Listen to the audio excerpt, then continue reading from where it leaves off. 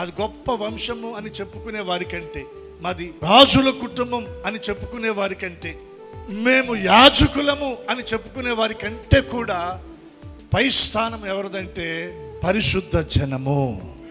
హల్లెలూయా. ఈ పరిశుద్ధత ఎక్కడి నుంచి వచ్చింది? యేసు రక్తము ద్వారా వచ్చింది. పాత నిబంధన భక్తులకు యేసు రక్తం ఉందా?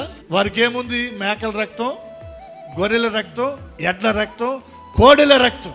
వారి అవిధేయత, వారి తొట్టిపాటు, వారి దోషము పోవునట్లుగా దేవుని దగ్గర క్షమాపణ పొందుకునే దాని కొరకు కోడెల రక్తాన్ని ధారపోసారు, ఎడ్ల రక్తాన్ని ధారపోసారు. ఆ రక్తము ఉపశమనంగా వారికి కాస్త శాంతిని కలిగించింది, కానీ శాశ్వతంగా వారి పాపాలను తీసివేయలేకపోయింది. అయితే యేసు రక్తము శాశ్వతంగా మన మీద ఉన్న ఆ పాపాలను తీసివేసింది. కాబట్టి ఇప్పుడు మనము ఎవరమంటే పరిశుద్ధ జనాంగము.